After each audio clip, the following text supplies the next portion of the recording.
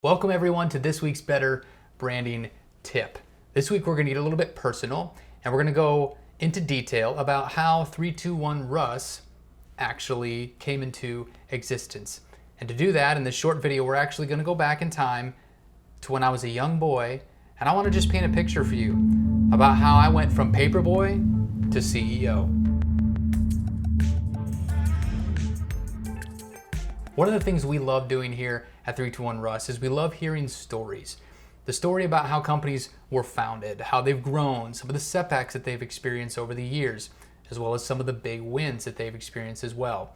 It's really fun for us, and when we get to know a new client, these are a lot of questions that we end up asking just to know a little bit more about them, to understand them better, and help market them better moving forward. And so we wanted to share with you today a little bit more about how 321 Russ came into existence. So this is a little bit of a personal story as I started the company, obviously, but it's grown well beyond just myself now. And we work with really talented professionals who are at the top of their game.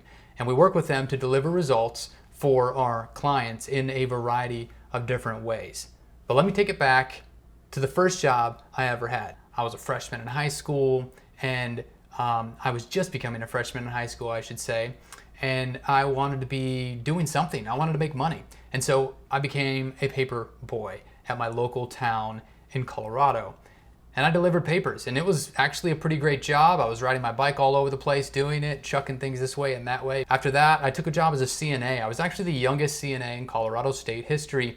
I had to go through this special board and approval process to get approved at the age of 15 to be a CNA, which is a certified nursing assistant and work in healthcare. And so I worked in a nursing facility there, and boy, that caused me to grow up pretty quickly, let's put it that way, and then moved on from there. But my first creative job that I ever took was for my church. I was going to a local church, and they were going to be doing this camping trip, and they needed to advertise that event. And this church had no media department really to speak of. They didn't have any designers, graphic designers, or anything, which is crazy. That'll tell you the time frame here we're talking here, right? We're talking like 2003, 2004-ish or whatever. And I said, I'll come up with a flyer. How do you do it? And they sit me down in front of a computer, and Photoshop is open. And I see it and I go, I've seen this before, because I had remembered taking some Photoshop classes back in Colorado as a freshman.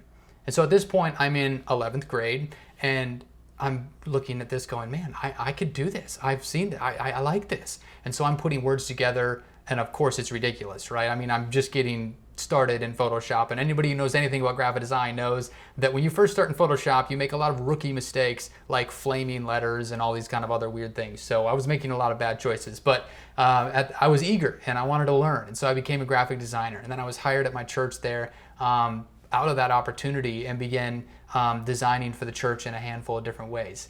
When I moved on from there, I went to a local print shop, and so I was doing large scale print, and so no longer these small little things and flyers and digital graphics. I was actually doing large scale billboards, vehicle wraps, signage, and stuff like that. And so it was a totally different look. I had to understand a lot more about my design process and understand my Adobe programs better in order to grow in that business. From there, I worked at a couple of different agencies, one standard advertising agency and another one that was actually just a web agency focused on website design and development. So I became the creative director of that agency over the period of time that I was there, and really worked on developing brands with companies as part of my role there at that web agency. And so in doing that, it was a great opportunity for me to, as you look back at all of that, see a handful of different slices of what it looks like to really develop brands and better brands. And so after that, I decided, you know what? I'm going to start my own thing. And so 321 Russ was born, and it's a brand consultancy. And that is basically just straight up, I consult with brands. I help brands become better at what they do. And sometimes that means executing what they need to do. Sometimes it's just straight up consulting, but other times it's actually, okay, let's develop you a website and let me help you do that process. Or let's get you a new logo designed, or your first logo designed if you're starting a business. And those are some of the processes. I mean, an average day for me looks like doing a handful of different things. But at the end of the day, it's all in an effort to help others build a better brand that helps them do what they love to do something that they're great at, but just do it a little bit better, do it more efficiently, and also be able to grow their company and actually see more employees come in, more families being fed, more people thriving and doing what they're called to do. So I want to empower people to do that, and that's my heart and my vision here at 321 Russ, is to help people do that. If you want to learn a little bit more, reach out to us or hit us up on the website 321russ.com. A lot of great info there. Thanks for watching this week's Better Branding Tip, everyone, and we'll see you soon.